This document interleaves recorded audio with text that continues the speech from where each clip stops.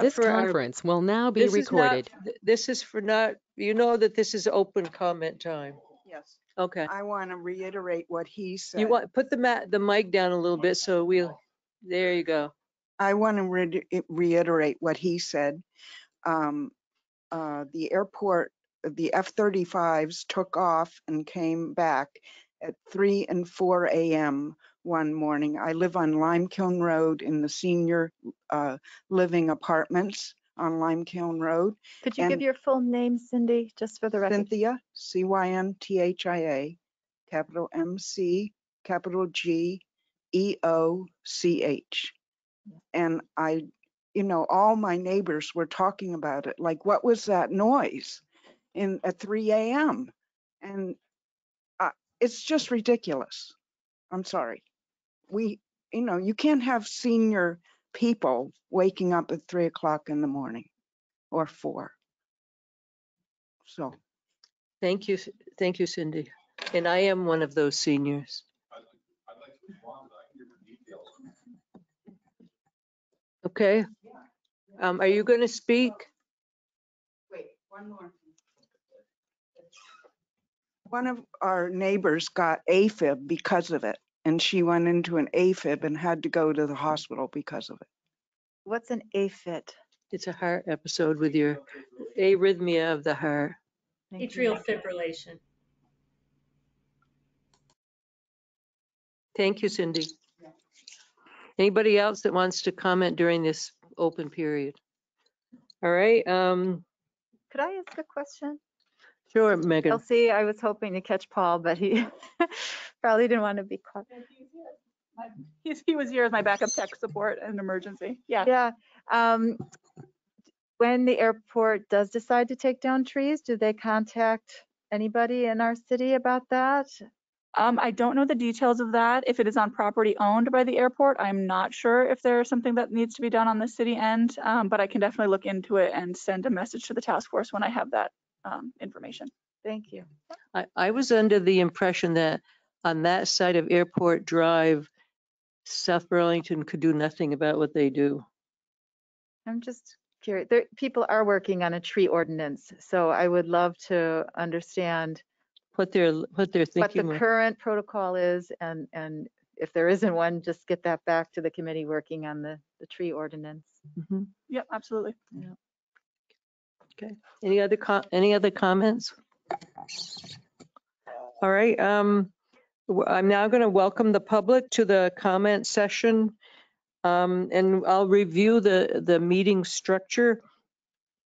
Kim and I are co-chairs, and I'm just supposed to remind you of the guidelines to follow, which there are too many to name. So just you know what that means. That means be polite, be nice to everybody, and don't try to speak over anybody. Also, if you could try to limit what you say according to if it's already been said. Don't repeat it verbatim. If you have something else to add to it, that would be all right. But we are trying to get away from hearing 25 comments which are identical. So if you could be aware of that when you're commenting, it would be appreciated. Although you can definitely step in and say you'd like to support or agree with someone who's already made a certain comment. We're not trying to keep anybody from speaking. We're just trying to have it just be the same thing over and over again. So please try to have a lot of variety in your words, okay?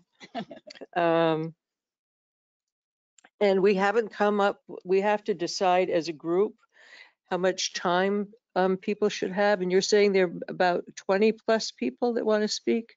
Yeah. And we've used up some of the time by being late. So it's now 7:22. And if we gave everybody 3 minutes, that would make us 8. That would be 8. And then if people wanted to speak more than once, that would allow people to chime in for a second time. Does that seem like if we gave everybody 3 minutes, that would work? Mm-hmm. That's what we did last time, and it seemed to flow nicely that way. Okay, and you want to vote on that, or is we just going to do that? No vote. All right. So that's what Carmen decided. Can I just jump in quickly, a little bit of virtual etiquette? If you are not speaking, if you could turn your video off and mute yourself, just so that we can see who's speaking and we know where a comment is coming from. If you could refrain from using the chat to speak to anyone effectively but me, Kelsey Peterson, city planner, kind of on the edge of the video. Hi. If you send a message in the chat that says, I would like to speak or I would like to comment, something like that, I will take note of those in order and relay that information to Kim and Carmen. But please, if we just don't want two meetings going on at the same time, because none of the task force members are observing the chat at this time. So any public comment should be made during your comment time, not in the chat on the GoToMeeting app. I think that's it. Okay. Now this is intended to solicit feedback from members of the public on the task force's draft recommendation to the Planning Commission, which was posted online, and you were free to print it out if you wanted to. It's in the packet that came with this meeting information. So does anybody here have any questions about that? No? Okay, so Kelsey, I guess we'll begin with the people that are here in the audience. Do we have somebody that wants to volunteer to be first? All right, Cindy. And when you come up to the mic, please identify yourself and please say where you live. You don't have to identify your exact address, just identify yourself as, and you've already done that, but I'm just saying that for everybody else. Okay. I'm Cindy McHugh. I live on Limecombe Road. All right. My reasons for not supporting the zoning change. Is that mic on? Yeah. Yeah. I'm From residential to commercial includes the following. The increased impact upon the Chamberlain neighborhood and upon my neighborhood is that our neighborhoods are already impacted by the noise of the F-35s. Plus, if this land is developed for commercial use, the increased runoff will further impact the environment around that neighborhood, those neighborhoods, and the traffic will increase on that road. And we need STOP, the airport encroachment. I hope that eventually the F-35s will leave the Burlington airport to another airport where there are no local neighborhoods affected by their noise. If that happens, South Burlington could use the 11 acres and the other 44 acres for affordable housing, or could keep it as green space. And we're in desperate need of affordable housing in this town. If we decide to change the zoning to commercial, those lands will be lost to South Burlington forever. Thank you for your time and for your effort, Cindy. Okay. All right, who wants to be next?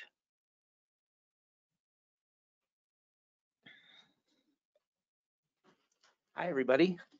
I wasn't planning to speak, but since I'm with Cindy and I joined her tonight, I'm just gonna. And your name is? My name is Paul Luzetsky, and I live in South Burlington. I'm a neighbor of Cindy's, and I just jotted down a few thoughts. I've listened in on a couple of your previous meetings about the task force and about the airport expansion, but I'm not very learned, I have to admit, on all the details. So what I may be thinking here or asking may be already answered in the past, and I just don't know. But I'm wondering if the task force and the city council is aware of any comparisons to other small cities that have gone through these issues with airport expansions, or if what we're going through here is unique to other cities around the country that have gone through airport expansions.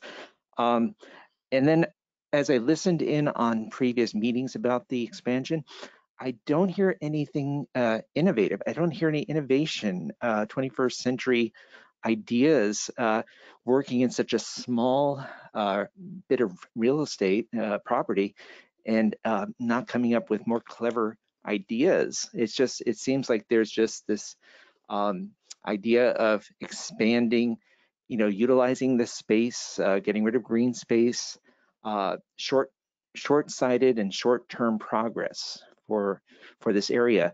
And I have to tell you, I moved here about 2.5 years ago from Colorado. I lived there for 30 years, and I got to see the evolution of the Denver International Airport. It was Stapleton Airport before it became the new site of DIA farther east. And I got to see all the wonderful changes that occurred, but I also saw some of the dangerous changes that were made for the sake of economy, for accommodating our human population that's growing.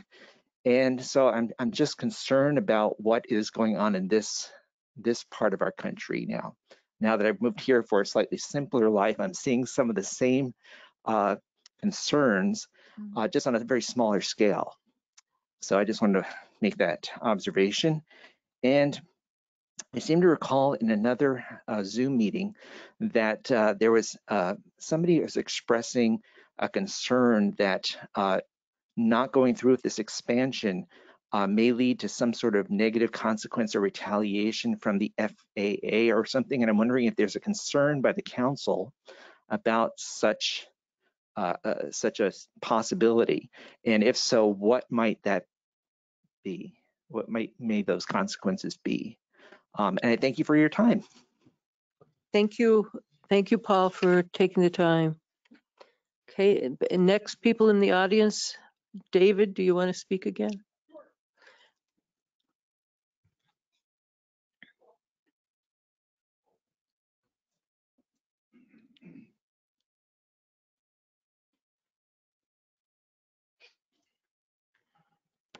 Dave Delorier, South Burlington, Delaware Street. I would firmly support any council's decision to not allow the airport to turn the 10 acres over in the Kirby Road area into a commercial enterprise.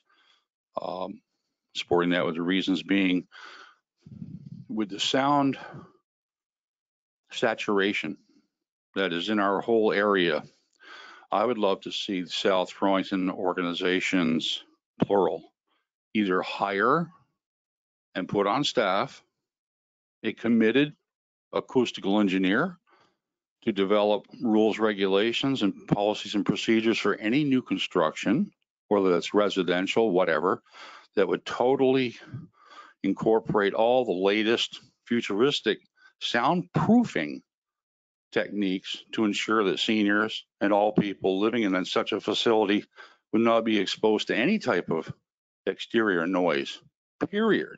And that should be part going forward to better improve our community, because sound is not going to go away. The noises are not going to go away. I feel bad. I feel for the people that live in Limekiln, especially seniors. I'm sure that their building is not soundproof. I'm sure that their sound saturation levels in there are at 70 dBs or better. I know when the airport came over to check my house is inside my house is 75 dB with the windows and doors closed.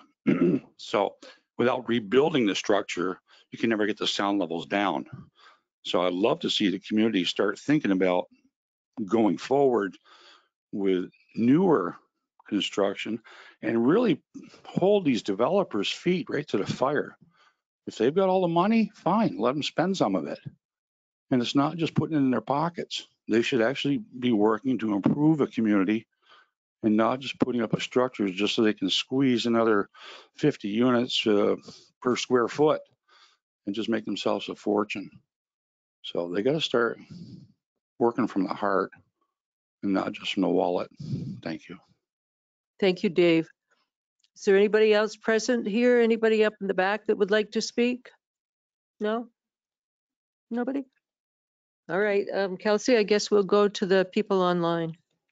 We have Loretta Marriott. If Okay. Loretta, if you could turn on your video. There we go. Hello, greetings. My name is Loretta Marriott, and I prepared something I'm going to read. I'm grateful to live in a comfy house in the Chamberlain neighborhood, where I know my neighbors, watch children walking, riding scooters, playing basketball on Mills Avenue, and I watch people walking on the path through Garvey Woods. There's always something going on here. I strongly oppose a zoning change.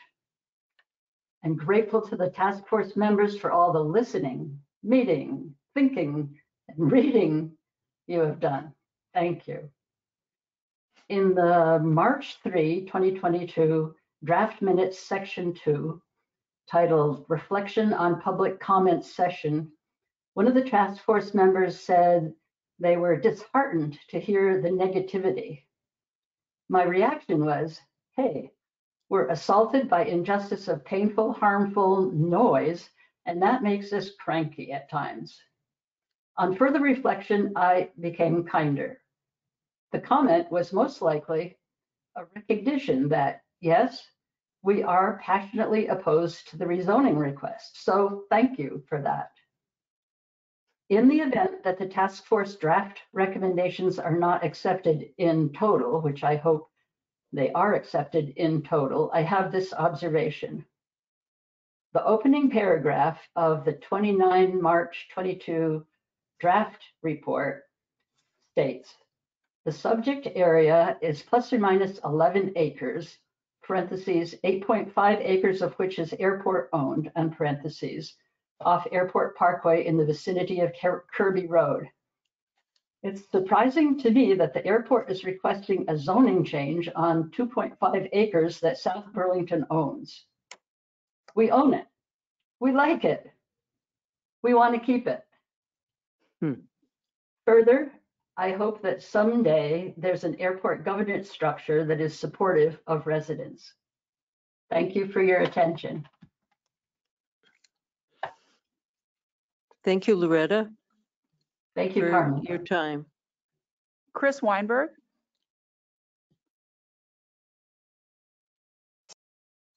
Good evening. Hang on, I'm trying to turn my camera on. I don't know, for some reason it won't let me. If you can't, audio is just fine. Okay, well, thank you for letting me speak this evening. We've continued to hear, as the task force has met, about F-35 noise. And I want to point out that aviation is not one monolithic thing. It's many things, and the development, or at least part of the development that is being proposed and is the catalyst for the rezoning, is general aviation development. And general aviation, as we've discussed before, includes small aircraft that don't have a large noise footprint, that typically do not have frequent operations. It also includes education. There are over 60 students that are in the Vermont Tech Professional Pilot Program, approximately 25 students that are enrolled in the Burlington Tech Center program.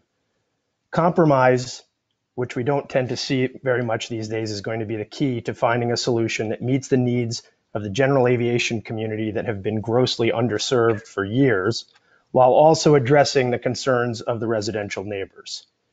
General aviation development that has been proposed will not result in an increase of noise or aircraft operations at the airport. It will actually provide much needed facilities for general aviation and aviation education needs while providing a sound buffer to the residents of the Chamberlain neighborhood. I would encourage the task force to reconsider the recommendation and work towards a solution that serves the needs of the general aviation community as well as the Chamberlain neighborhood residents. Thank you. Mr. Weinberg, could you state where you live? I'm a resident of Shelburne. Thank you. Thank you, Chris. Paul Fleckenstein? Yes, thank you. Paul Fleckenstein, I live in Burlington, and I really appreciate many of the comments that people have made so far. I'm with the Coalition Against Burlington Airport Expansion and People's Green New Deal Vermont, and I'll be very brief because other people will have and will take up other points. I think that task force has made the right decision in opposing the airport zoning request. And I think lots of credit is due to the hundreds of residents, especially in the already heavily impacted Chamberlain neighborhood, standing up against what is a Burlington ploy to implement its aviation expansion master plan. And this is a plan that expands all aviation and related commercial activities. It's a plan, as someone said first off in the comments, from an airport that expects to do whatever it wants, whenever it wants. And I think that's a plan that should be thrown into the rubbish bin. It's the opposite of social justice, housing justice, and climate justice planning. And I appreciate what the task force has done in making this recommendation. And I think we need to also focus on what the Burlington administration and the Burlington Airport is doing. Thank you. Thank you, Paul. Jody Woos.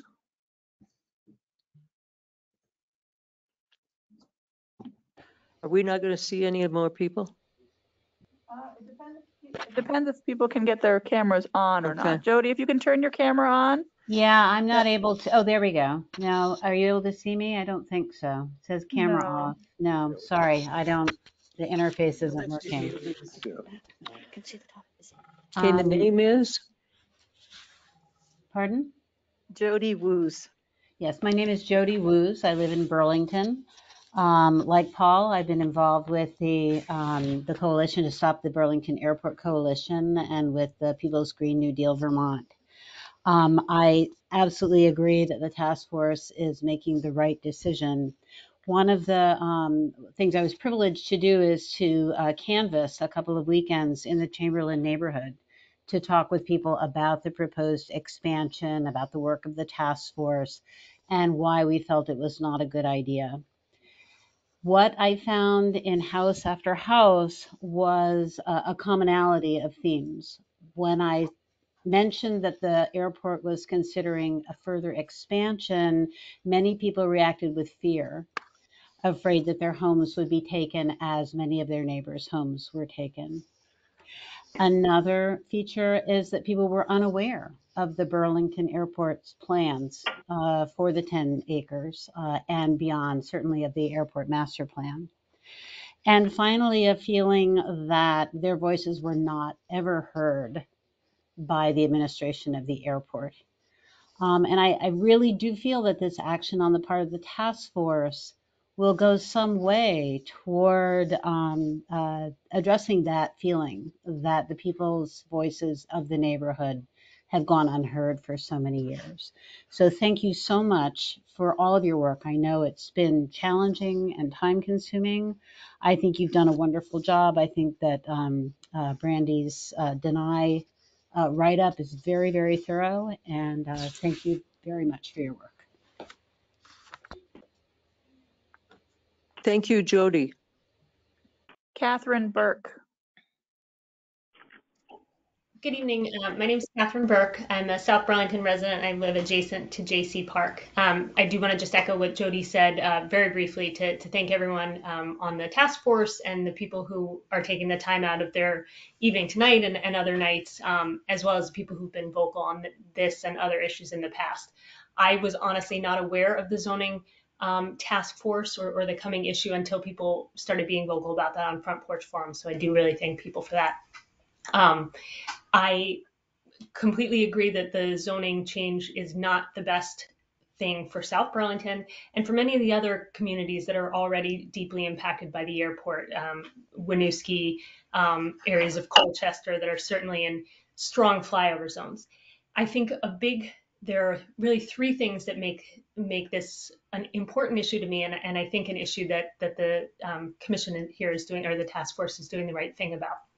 Number one is that the airport has done bait and switches before. Although, what we heard a couple comments ago, there may well be valid reasons, small aviation, education. The airport has told us things like that before. And once they get the zoning decision the way they want it, we're not going to have control over what those uses actually are. They really have a lot of pull. And I'm thankful that residents this time are getting some say. It really didn't go that same way with the F-35s, despite I know some of the very people on the phone here were protesting and getting arrested for that, and it didn't help, which is really unfortunate. So I think we can't take what they're saying at face value. I think two of the other big issues, they do relate to the F-35 and the existing uses, but were the zoning changes to allow for an increase in aviation, an increase in general noisy commercial activity. I mean, even the paving that would be required to do the new development, that's going to be noisy. That's going to tie up traffic. I have a child who's just about to start school at Chamberlain, and it's very, I'm sorry, at Chamberlain. It's very difficult for the children there to enjoy school the way that I grew up enjoying school, the way that young children should be able to, because the flyovers are unpredictable and really noisy. The F-35s in particular. I mean, my home is technically outside of the noise map that they put out before the F-35s came, and yet my house shakes when the F-35s come. So when you get that much closer, I'm about a mile from the school, you virtually can't talk to someone next to you. So both the educational experience is negatively impacted, but I think the social experience is harmed, that children aren't going to be excited to go to school. And there's just general anxiety. Particularly, my daughter is not in this class, but I know a lot of children on the spectrum find excess noise very difficult to deal with. And I would hate to think that we're adding to the educational challenges for children who are already having difficulty in school or with social things. And the third thing, you know what? I can't actually. Oh, I'm sorry. Yes, this issue obviously has come up many times before, but the affordability of the Chamberlain neighborhood is rapidly disappearing. The many houses that were torn down were among some of the best starter homes in Chittenden County. I'm 36 years old, and I can count on one hand the number of people I know my age who were able to afford a home in Chittenden County. And that, since the real estate has exploded during the pandemic, I can't think of anyone who could. They're getting pushed out of Addison County. It's farther and farther. We don't want people to have to commute from Grand Isle. The raising of the Chamberlain neighborhood really impacted that. And even if the flyovers don't increase, the perception that this neighborhood is continually at risk is going to make it harder. And a lot of the people who did stay in their homes are older people. The people who didn't take the buyout, they're older people who are not really going to have an opportunity to sell those homes. They're not going to find buyers, which is devastating for them. If they would want to move on somewhere easier to live, not having the airport. But it also means that the younger people, the new Americans, the people with lower wage jobs who might otherwise have bought a house there, who 20 years ago that would have been a great option, they're just left without an option. And so I think we have to keep standing up and saying we don't want to allow the airport to take over the neighborhood for the rest of our lives. Thank you all very much. Thank you, Catherine. Carl Martin.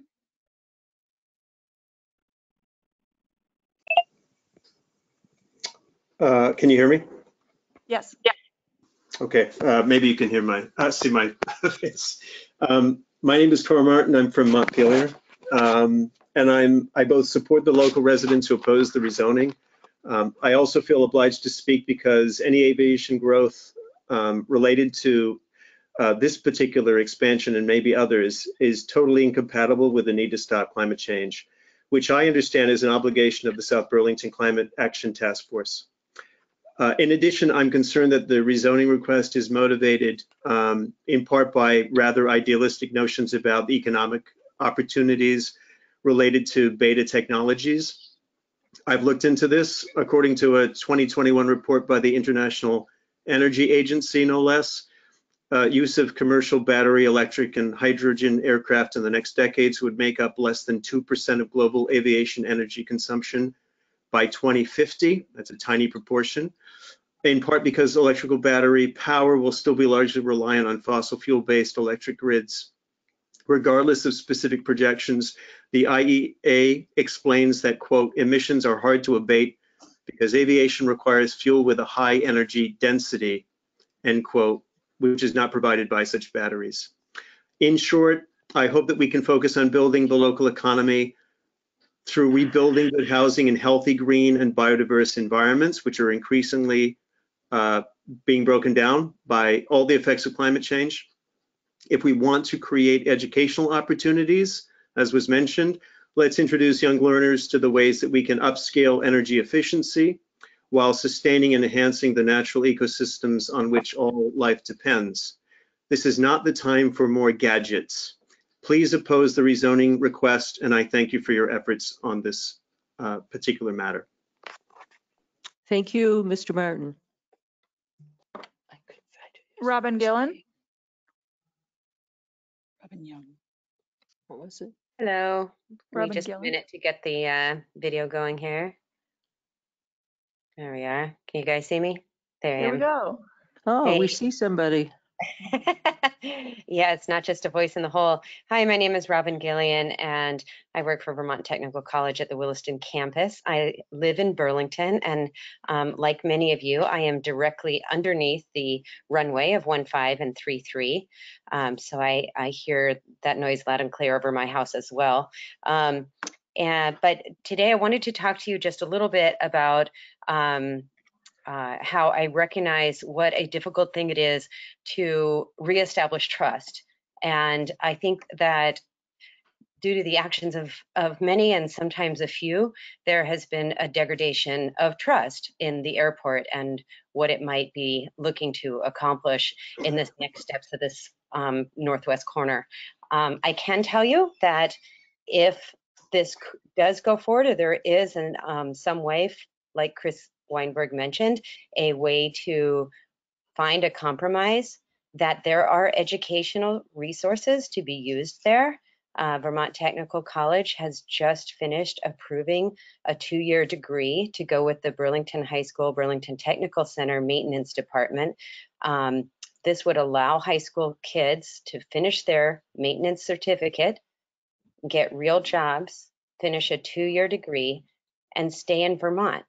It is really part of my mission to help our talented young people stay in this state where they are leaving in droves. I know it doesn't seem to really go along with the airport, but it does. There's opportunity here for education in that northwest corner.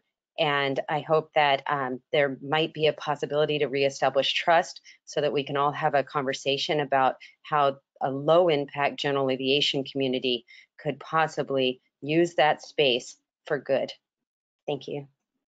Thank you, Robin. James Lees.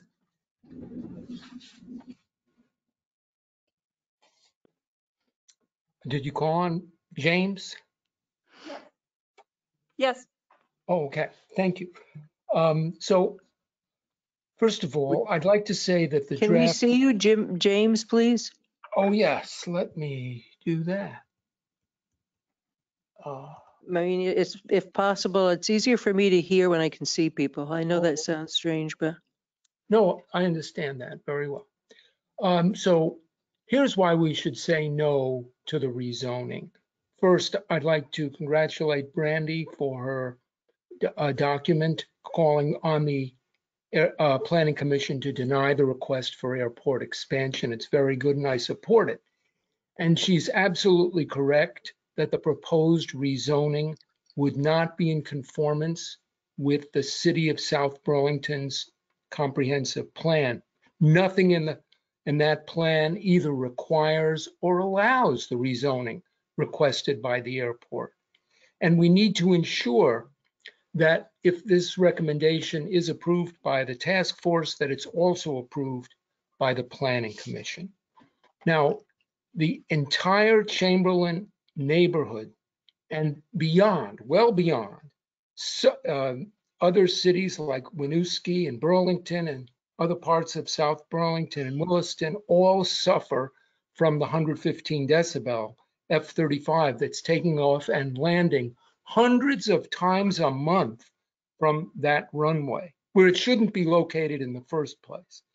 And adding industrial buildings and general aviation airplanes right in the neighborhood would only make matters worse.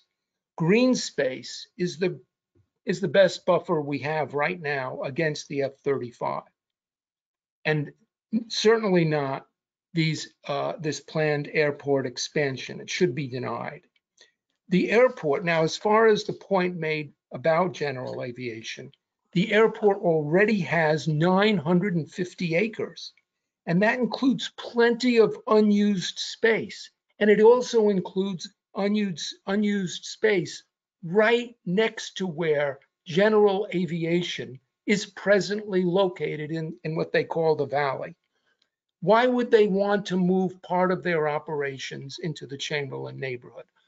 I think they're being used by the city to expand, and it really isn't needed for general aviation. I think general aviation instead should join us in saying no to being relocated into a residential neighborhood and ask the airport to give them the land that's right next to where they're located now. Furthermore, there's been some talk that South Burlington will get more taxes somehow, but it's not true. Any building that's built on the existing 950 acres would also be paying taxes. It doesn't require going off the airport grounds. Now, if these 11 acres are rezoned airport compatible, there'd be no argument that we would have left if the airport said, well, you need even more land. What about the rest of the 44 acres where houses were demolished? There'd be just no argument, and we'd end up with a lot more than the 11 acres. We can't believe that it would stop there. And the rezoning, as has already been pointed out, can't ever be redone. The land should remain residential because the F-35 will stop. It's illegal, it's immoral, it's unjust to be training with F-35 jets in a city, in any city, including the city of South Burlington, and that's going to stop so that affordable housing can be rebuilt on this land. Now, here's a little fact that that is little known, that the airport and the city of Burlington can abolish the F-35 at this airport because the city of Burlington, our neighbor, owns the airport. And the Ninth Circuit Court of Appeals ruled some years ago that if you're the airport proprietor, you have the power to ban aircraft based on noise if you do so non-discriminately, which means all aircraft above that noise level. You can't just single out a certain aircraft. But it turns out there's only one aircraft using the airport that's anywhere near the noise of the F-35. So I think that this is something that can be done and should be done by the city of Burlington, and that is a direction that we can build a campaign to accomplish. And finally, the climate crisis that was brought up already, it requires no more increasing greenhouse gas emissions. In fact, we've got to reduce greenhouse gas emissions. And that requires no expansion in gas and jet fuel using aircraft. No aircraft use, the F-35 burns 22 gallons of jet fuel every minute in straight and level flight. It's just the biggest gas hog you can imagine. 22 gallons every minute. Now, certainly general aviation doesn't use anywhere near as much, but it does use. And we don't need an expansion in general aviation or any other kind of aviation that's using jet fuel because we have. Mr. Lees, your time is up. Thank you very much. Thank you, Jimmy, or James, sorry. I shouldn't have used a nickname for you. Either one is fine. Matthew Collins.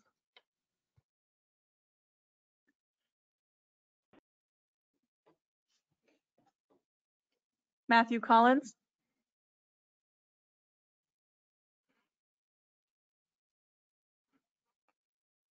You want to come back to Matthew? We'll come back to Matthew Collins. Jim Richards.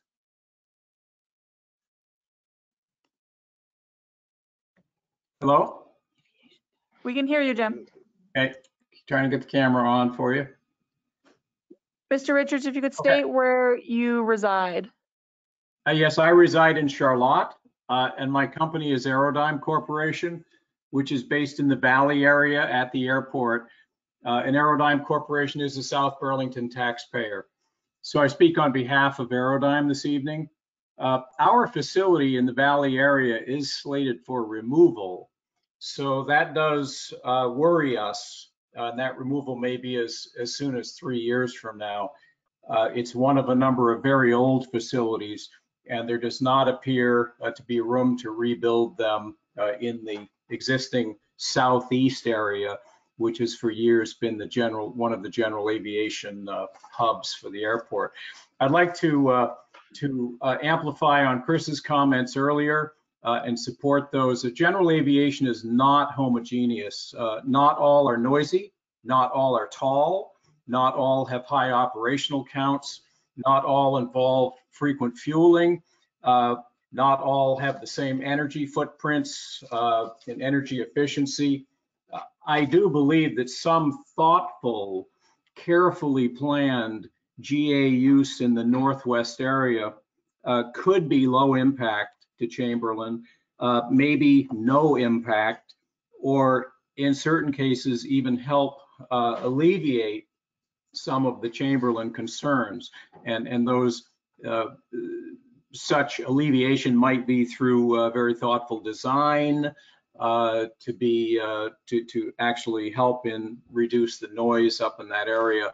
Currently, when the F-16s depart from the north end, the conduction of sound at near ground level, straight off the runway, right to the homes, straight down Kirby and so forth, it's just a direct path. And clearly, acoustically, better solutions are possible. So anyway, I would suggest that because of the needs of general aviation and the contribution of GA to the Burlington Airport, also the training of students, as was mentioned earlier, that the task force give careful consideration to the possibility of some working out some solutions here that might be effective for both Chamberlain as well as helpful to general aviation and to education of our young people at the airport. Thank you very much. Thank you, Mr. Richards. Roseanne Greco. Oh, darn, my camera's working. Okay.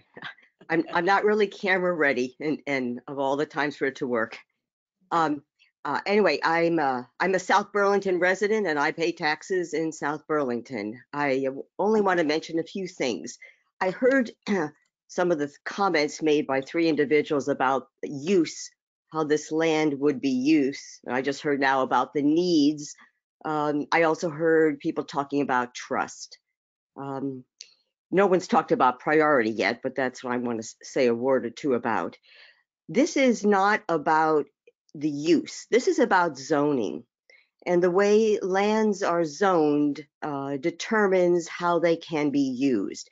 So yeah, maybe that could be an educational building, but it could be a warehouse.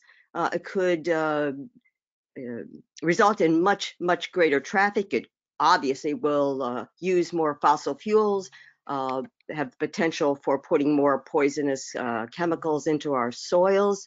But this is not about how the thing is used. It's about rezoning. And once it's rezoned, the airport can do whatever the zoning allows. So I just caution the task force, and I know you're very bright people and you're paying attention to this, is not to be swayed by, promises of, peaceful and less intrusive operations in the facilities. Once it's rezoned, the airport can do what it wants. It's great if the trust could be redeveloped, but this is not about trust. This is about regulations. And the airport can do with change of leadership or no change of leadership, whatever the zoning allows. I've heard talking about the needs, how, that the airport needs things. The people need things too. And I guess that's where it's going to come down to. I applaud all the work you've done and what looks like the direction to which you're going. But I urge you to think first of the people that live there. They have not been thought of or have been given the highest priority in the past. They should be the default. Whatever is good for the people, whatever the people need, should be placed in the highest priority over what a commercial enterprise or the airport needs. And lastly, I want to reiterate what has been said about what this would do to make the climate crisis worse. Expanding airport operations, building more things, using more fossil fuel, doing more pollution, doing more damage to the earth is just the opposite of what we should be doing as we face a code red climate crisis emergency. So thank you for listening. I support everything that's been said except for 3 people. And I encourage the committee to please not rezone this land, keep it open space, keep it for residential because you can't put anything on it now, and listen to what the people have said. Thank you very much. Thank you, Roseanne. We'll try Matthew Collins again.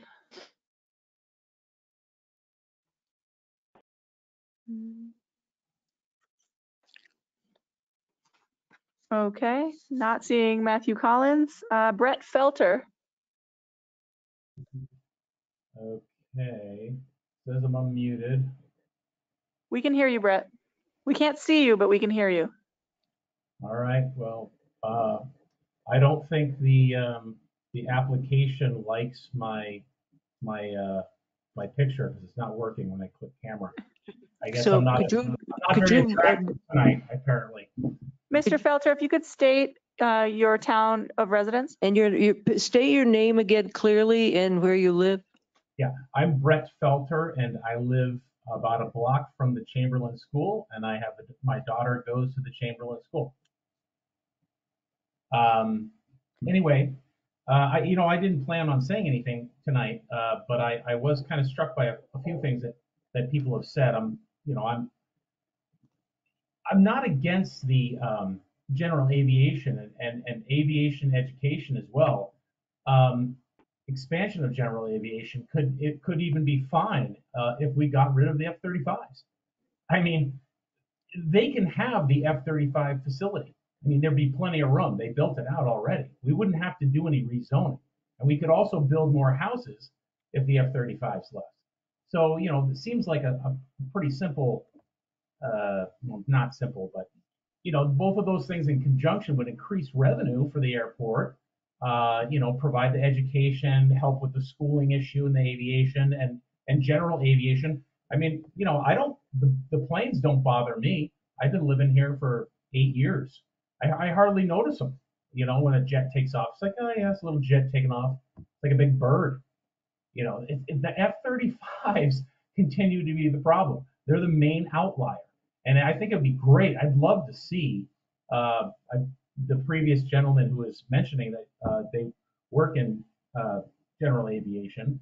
I'd like to see them get on board and the community in Chamberlain and Winooski and whatnot and everybody to get together and say, hey, you know what?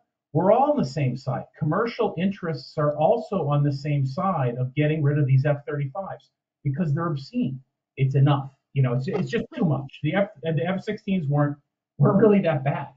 So anyway, that was kind of encouraging to me to hear the previous gentleman mentioning that he understood the residents that were getting slammed off Kirby Road and whatnot, and he's in the aviation industry. So I think there's a solution here, and the solution is to get rid of the F-35s.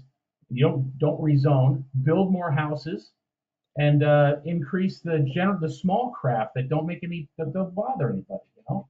General aviation. Anyway, that's all I had to say. Thanks. Thank you, Brett. Ashley Adams.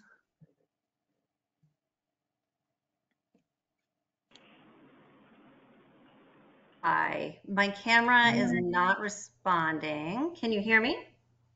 Yes. Oh, I think my camera just came on.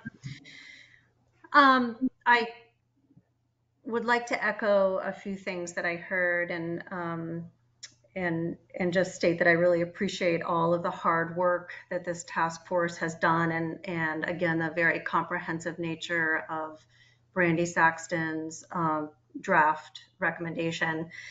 And something in particular I just wanted to mention is that the idea that somehow if you protect Chamberlain residents as they should be protected according to the zoning regulations, according to the comprehensive plan and all that is required, of course this is the right thing to do, to deny this rezoning request, but that somehow you're harming general aviation.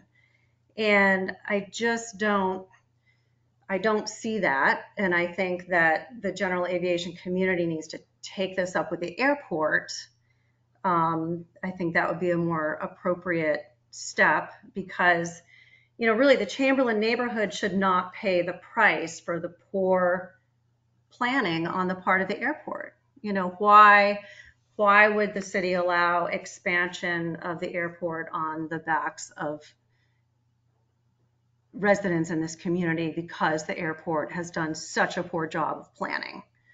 So I wanted to mention that, and I also wanted to mention that I also had the pleasure of canvassing with Jody and with Jimmy and Paul and had some wonderful conversations with residents in Chamberlain, and some of those conversations were heartbreaking. You know, so much of what I heard was about the harm that has been perpetrated on them thanks to the F-35 and thanks to past actions on the part of the airport. And of course, there's an utter lack of trust and disenchantment and a feeling that their voices will never be heard. And so I find the work that this task force has done to be so heartening, and I really appreciate that. And I can tell you that my tenants who live across the street, some of our tenants live across from these 11 acres, as I know I've mentioned before, and 4 of those apartments. And I am grateful for what you've done on behalf of them. So thank you for that as well. Thank you, Ashley. We have a GoToMeeting account listed as Old Farm Road residents. If you are here, could you state your legal name or something close? And I'm assuming Old Farm Road in South Burlington, but if it's elsewhere, please let me know.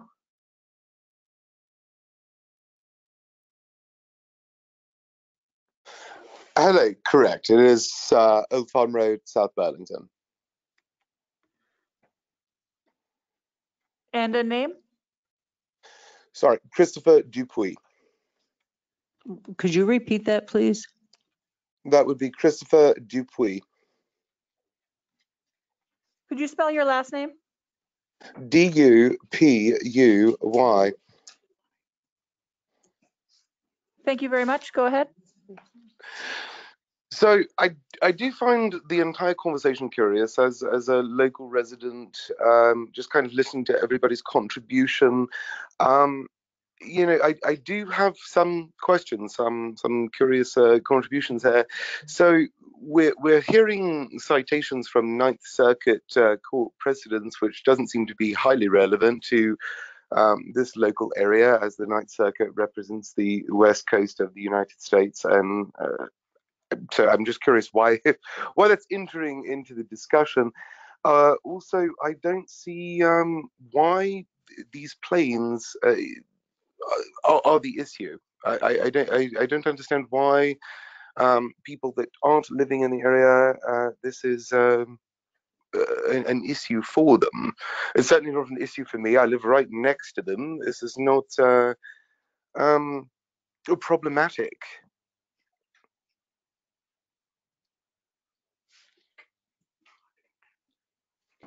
Did you say it wasn't problematic for you? This just simply isn't an F-35 issue. It's not a use issue.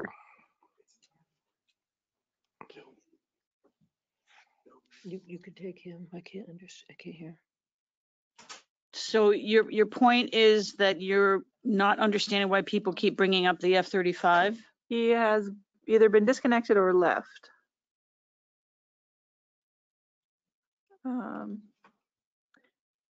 If he comes back, I will let you know, but at this point he has left. I don't believe there's anyone else who has asked to speak. Did Matthew ever come back? Matthew Collins has let me know his microphone failed at some point, and he will be submitting his comments to the planning department website or to the email address. So when I receive those, you put those in the record? They'll go in the record. They'll be distributed to the task force before the next meeting. Along those lines, I would also just like to note we did receive written comments over the past few weeks from Alyssa Dubois or Dubois, Claire Buck, Mike Lapikis, Jody Woos submitted a petition with residents of other municipalities having signed it. And Loretta Marriott, who spoke earlier, had also submitted a written comment. If there's anyone online who submitted a written comment that I did not list in the last few weeks, there are other comments from previous meetings that have already been mentioned. If anyone has submitted a written comment since, I believe, March 19th, and you didn't hear your name, please let me know. Looks like Adrian and, oops, sorry, that was the old timer. Adrian and Ali Dubois, did you want to speak in addition to the written comment? Yeah, I'm so glad that you received a written comment. Thank you for acknowledging that. My name is Elisa Dubois. My husband is next to me, Adrian Dubois. We live 3 houses down from Chamberlain in South Burlington. So we're South Burlington residents. And I just wanted to thank everyone. But really the comment that resonated most with me tonight was the comment that this is about a rezoning issue. That is the topic at hand, should that land be rezoned. And so we just wanted to say, as you know, we have a toddler, we live in South Burlington, we love South Burlington, we're new to Vermont as of 3 or 4 years ago, and we hope to stay and raise our 2 children here, and we are not in favor of rezoning. We want the green space for our family and for the land. And so just wanted to be quick and say that I know that was already stated in my written statement. So thank you, everyone. Thank you.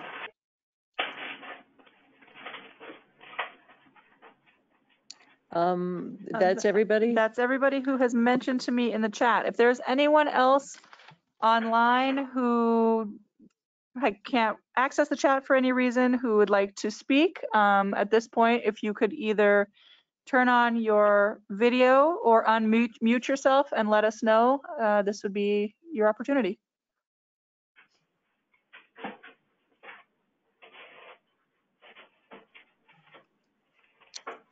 Seeing nobody, and so then should we give everybody a chance for a second turn, or? If you'd like, if there's anyone, there was only one person who was actually told their time was up. There were 2 others who I gave just a little bit of extra leeway, or maybe 3 others, but otherwise everybody else was somewhere around 2 minutes instead of 3. So if anyone wants, you can go ahead. All right, we have people in the audience that would like to speak again. So Cindy and Paul.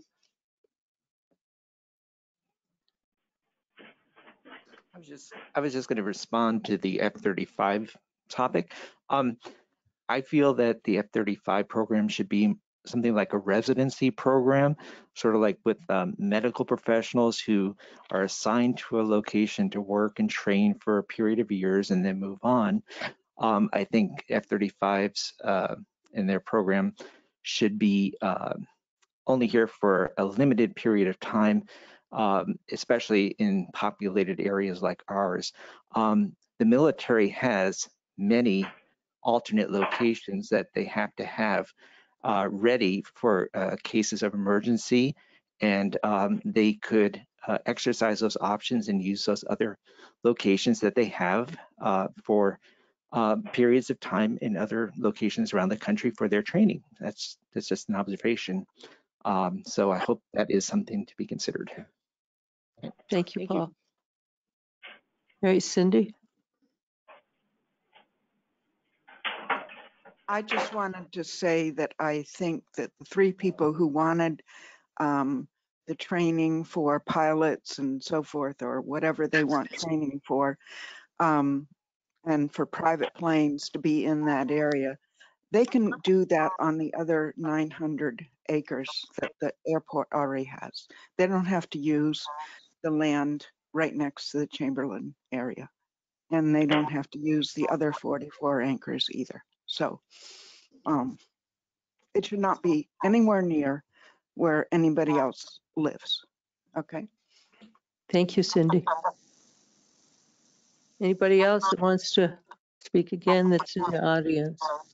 We Or- actually have someone who has appeared online. Debbie McD, if you could state your full name and your town of residence.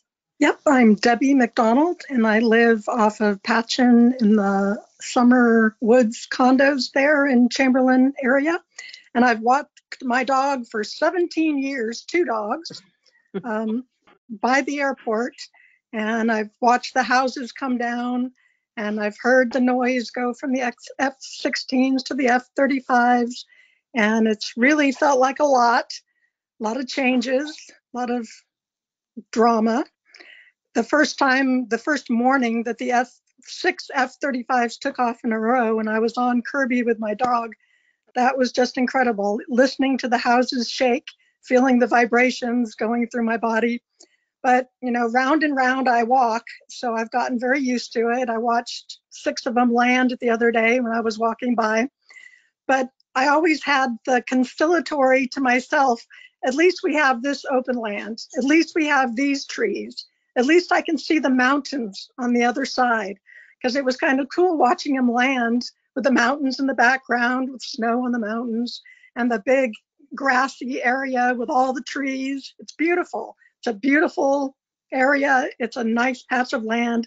And to me, it always felt very like, at least I have this. At least this is still here. So I would really hate to see us lose that. Thank you. Thank you, Debbie.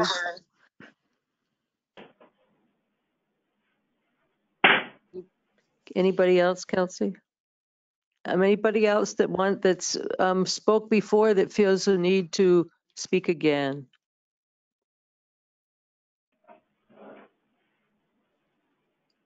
Going once? Sorry, there's someone on the phone. If you can hear me and you'd like to speak, this would be your opportunity.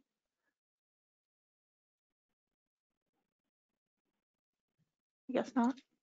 I don't see anyone else. No one else has messaged in the chat. And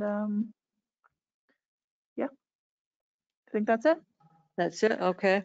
And this is not our time to discuss it, but does anybody here want to make a comment before we Just proceed? thank the people who came out and spoke to us. Yeah, thank you. Thank you for participating. Yeah, and it's appreciated all the time that people have taken to participate in this. Whether you're here observing or watching from home, we appreciate the public input because that's how decisions are best made, really. All right. Carmen, if we're all able to Monica? give a comment. Thank you. Yeah, I have a comment. I mean, I think something that has really stood out to me, and forgive because I wasn't here last meeting, so I'm not going to reiterate anything you guys discussed, but what's standing out so clearly to me and is something I think we can work on here is this neighborhood is not just appropriate, it's necessary. The affordability that this neighborhood offers cannot be found elsewhere. And the airport itself has proven that things change. I mean, Kirby Road houses went from being not livable to, oh, all of a sudden they're livable. I am hearing loud and clear that residential zoning is not just appropriate, it's necessary. And I think these comments have been very helpful, and I think that we can make a strong case for that in what the public has commented on here, because their comments would drive, I think, a stronger statement about that. So that's what I'm leaving with, and as a planning commission, that's what I would be taking to that next step with me, if that's what other people heard. Thank you, Monica. Anybody else? I do want to say that I think in Brandy's report on affordable housing, she did say that Chamberlain was barely an affordable neighborhood anymore, and so that puts it at even more risk, I think. So I think it's good to keep that in mind. She did a very comprehensive report about that. And I thank you again, Brandy, for doing that.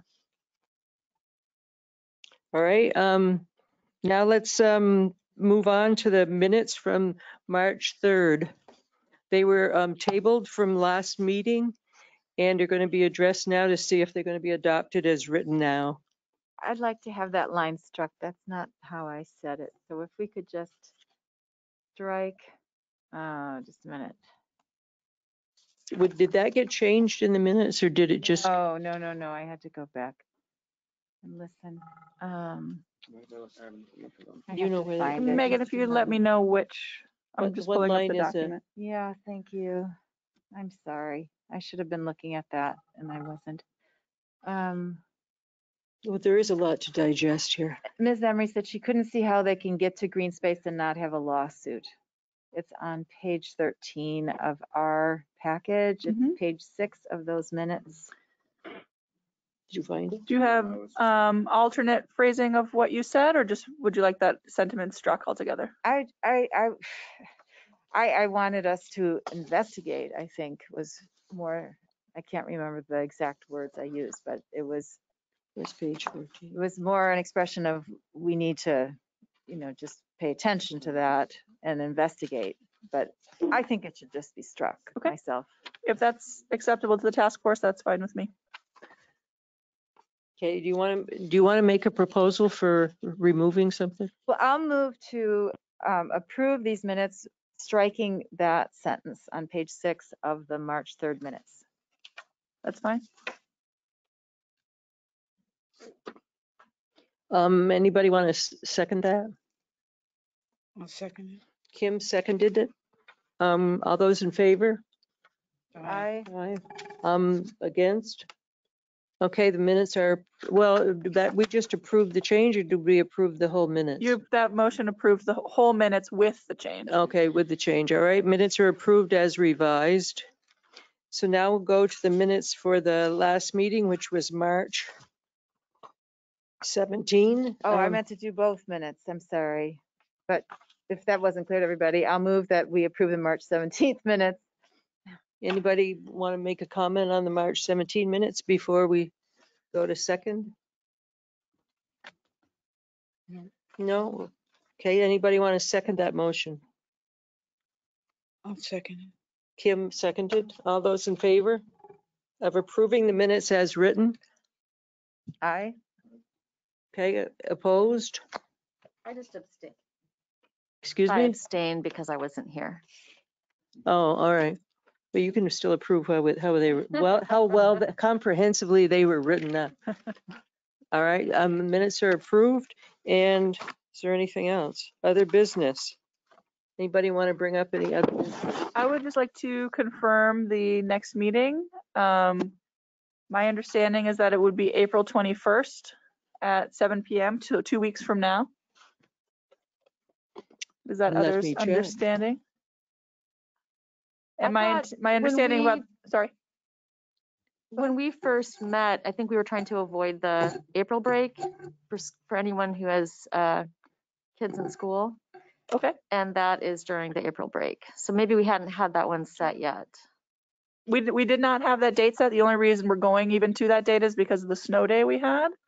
So that date has not been confirmed. That was just my understanding of when it would be. It's up to the majority. I won't be here, and people in the community that have kids may have a difficult time listening into that one, but whatever the majority wants to So do. just to speak very quickly, the purpose of that meeting would be to discuss any reactions or reflections on the public comment session from today, and then decide to either make changes to the recommendation or to approve that recommendation and to move it to the Planning Commission.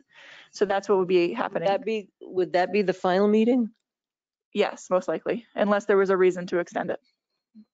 Okay. So can I ask a question? What time were we scheduled to meet until today? 9 o'clock. Until So 9 o'clock. if the next meeting is meant to be the last, yep.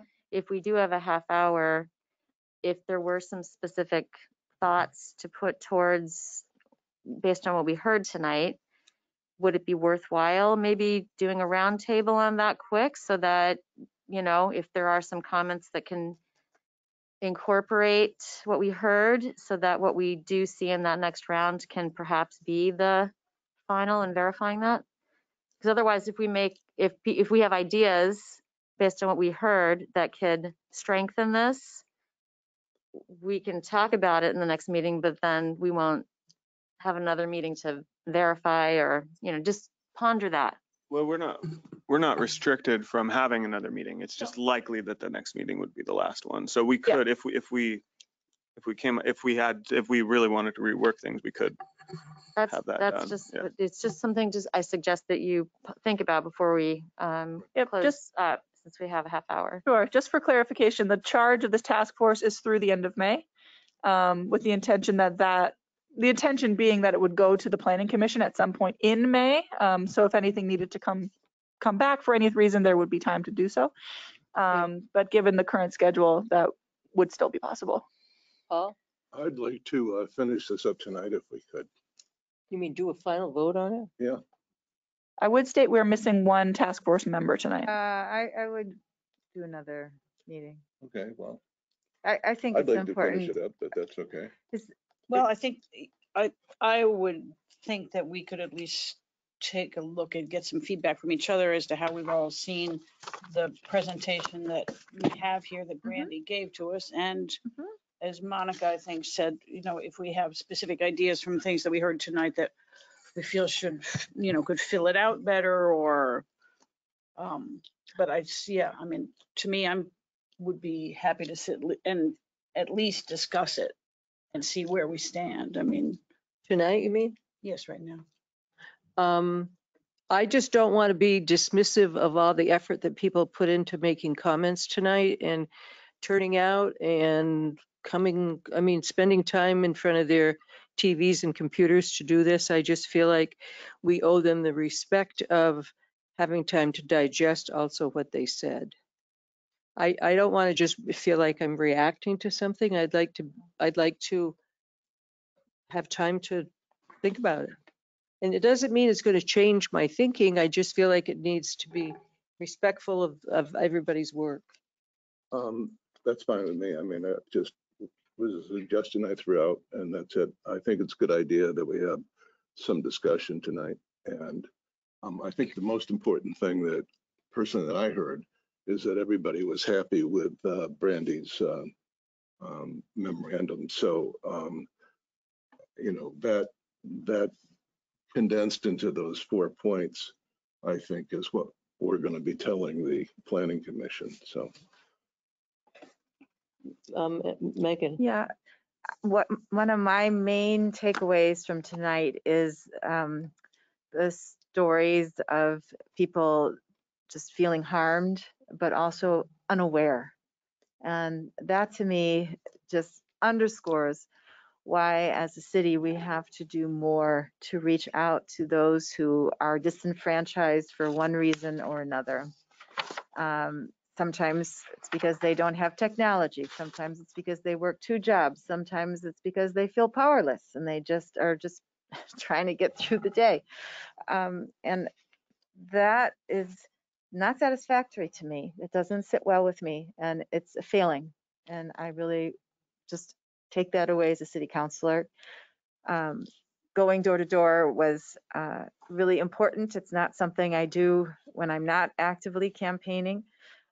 So when I'm not actively campaigning, I really want the city to think about how we can engage with the people who aren't even aware of something that could have major impact on their well-being.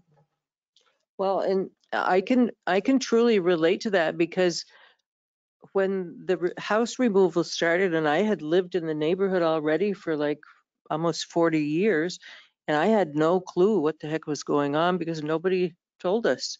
And so I do think that there needs to be some way to inform the public and to force the airport somehow to engage the community in potential impacts their decisions are making on the community.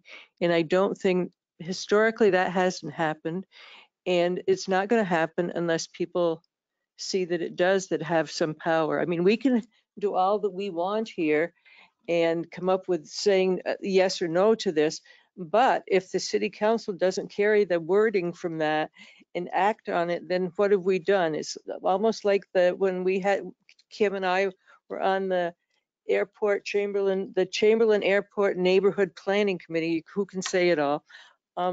And we published that wonderful booklet. Then we had a subcommittee about noise. What happens to it?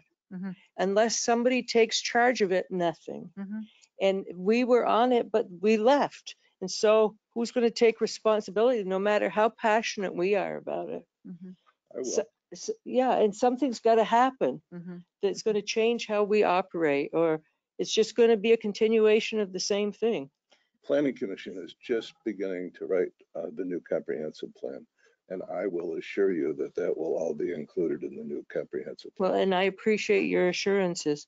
Yeah, yeah.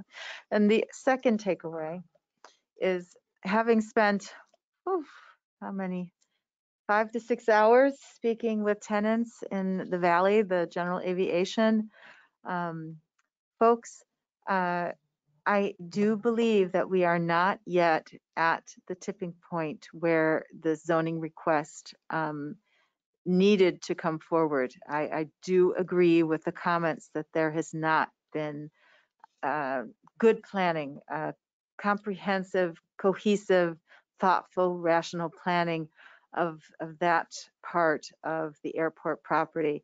And just sitting down and talking to people and going on foot and looking at what that land looks like and what could be there, and having those conversations about how it could be envisioned differently. I stand by what I said at the last meeting, that we are not yet there. So I hear the general aviation community. You are taxpayers here. It's something that I don't take lightly, and it's not just the taxes, it's also what you do. It's your economic activity in addition to your education. That is a huge, it's a huge contribution to our young people's lives, and I want that to be heard tonight as well. That South Burlington supports that educational mission.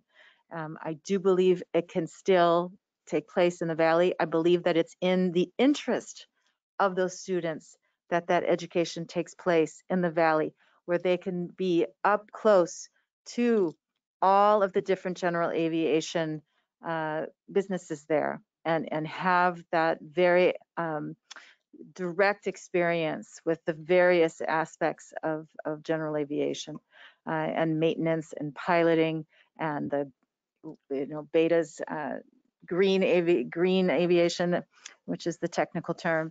We have to make that work. I see how it can work. I know people are working on making it work. And so that's just the report I want to bring forward. Well, and it also feels like if we have general aviation coming to us to negotiate, to get a something to happen for them, it seems like they're going to the wrong place. It seems like they should be going to the airport and asking them to look at how are you operating so that we can stay here? Instead of coming to us to ask us to change the land use rules so they can just move somewhere else because that's what the airport told them to do. It doesn't feel like the way you do anything. They might be doing both. I mean, you know, you knock on all the doors, right? I know, but it just Yeah. doesn't seem like if you're not getting the response where you should be going, is that why they're coming here? I don't know. But it just seems like the wrong approach that if the airport had a truly, and I loved the analogy that I said of moving Legos around. It feels like that. It feels like, well, we'll put this over here and this over here, and then maybe it will come out right. Well, why don't you design the whole package before you start plopping something here and there? And I just feel like they're going at it totally wrong. I mean, would you do that if you, even with your house, would you just say, well, I'll move this over here and this over here and this over here, maybe it'll work? Just to respond, and I hear, Carmen, the frustration after years and years and years of not having somebody who speaks straight in the airport director's seat. What I will say is I have found the general aviation community to be very respectful of the I'm not residents. saying that at all. Yeah. I'm saying just the opposite. Okay. I feel like if they are having to do this, then it seems like they're not being respected for what they do and what they bring to that whole community there.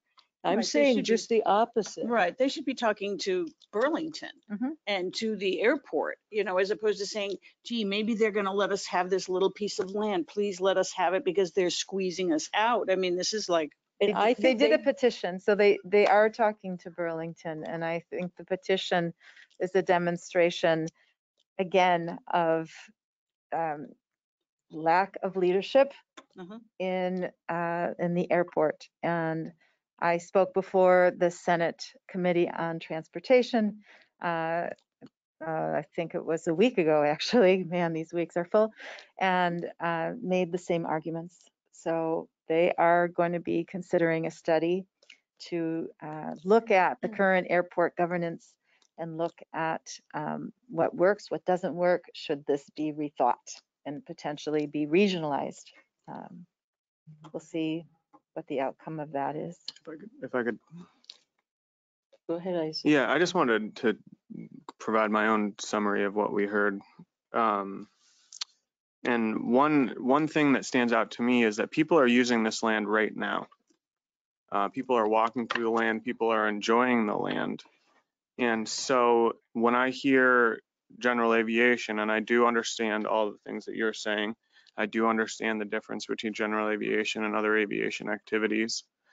But when they're coming to us and saying we need to find a compromise solution, you have to understand that the starting point for that compromise is that you're taking more away from the neighborhood. There is no proposal that they've put forward that doesn't involve us losing the view, losing open space. So it's like that's the basis for any compromise, is a more loss to this neighborhood. And so that's not what a compromise is. So it's a non-starter, and from my perspective. The other thing that I heard that really stood out is that people want to see this neighborhood get rebuilt. They are concerned about housing. I think it's an obvious concern right now. Everyone's concerned about housing. I think we have to keep in mind that as bad as housing is right now, it's going to get so much worse because in the next decades, we're going to be dealing with a migration crisis, and it's going to be unbelievable. It'll be just as disruptive as COVID was, probably more disruptive and more durable. And so when we talk about rezoning land and using it for what can be used immediately, potentially by some commercial interest, I think we need to remember the opportunity cost of essentially giving that land away to that specific use. And that is the other potential uses that could come about in the future, specifically residential uses. I also think we need to remember that we have a bunch of land that is owned by public entities. And so as it's redeveloped 10 years from now, we can really think hard about the way that redevelopment for residential use makes sense for the times that we're living in, which is going to be completely unpredictable. We can say it's going to be chaotic, there's going to be migration, but what makes the most sense in that moment will only be clear in that moment. And so this is something that's very common when you're doing capital allocation, is that in times of extreme uncertainty, you pull back in how you allocate capital. And we are in one of those times. The opportunity costs are incredible and impossible to calculate. But anyway, that's my. Monica? Yeah, so just without completely restating what I said before, I would ask that maybe we look at, there's only 2 paragraphs in this document that are really fighting for explaining how excellent the Chamberlain neighborhood is. A lot of the document is talking about why changes would not be appropriate, but I think that this could really use some powerful statements that I think can help drive the Planning Commission as they start to look at the comprehensive plan. It's necessary to keep that as residential. Technology changes. Things can become, we don't know. Kirby at one point was not livable. Oh, now it is. Technology changes. The residential neighborhood stays. It's necessary. Affordability is necessary, and it's dwindling. The affordability document has been received so well by the people that read it. They're saying, hey, can we get that for our neighborhood too? I think that some of that should be added to these 2 paragraphs, this section. I think I've heard this before, and I do think, I'm hearing it as we prepare for comp plan, the perception of a question about the future of the neighborhood harms the whole neighborhood. We need to stop letting that happen. We need to stake a claim in the ground and say that, Chamberlain is a strong community and it's an affordable neighborhood and it needs to stay. And we're here and it's going to stay. And we just need to say it very clearly. And I think this document can demand it when we get into looking at the comprehensive plan. I'm hearing it over and over again. So I think we need to have a strong statements about why it's important now to stay. To me, everything else is secondary. It stays, it's strong, it's wanted, the kids are right next to it and they love it, the parents love it. Keep it R4, right? To me, that is why we're coming in saying we deny, because it's strong and it stays. I think that we can make that argument better in this 2 paragraph, which to me is still kind of explaining why not to change it. We don't have, so I don't know. I'm not the writer. Be a stronger statement in many ways. Yeah, it's the second, it's on page 4, and that's what I would, like to see it, and I will myself try to, because that's what I'm hearing. That's what I'm walking away from this task force, and I'm hearing it in a way that I would not have been able to articulate before this task force happened. And so this has been very good time spent. And I think this document can communicate that a little bit more strongly so that whoever else reads it will remember that. So. Okay, any other comments from anybody? Do we want to pick a date for the next meeting? Is it going to be the 28th? That would be 3 weeks instead of 2. Sure. You can, these meetings don't require the same lead time that other meetings do. So your options would be next Thursday, the 21st, or the 28th. I can't do next Thursday. Okay. Yeah. I'm just offering all options for the task force. Okay.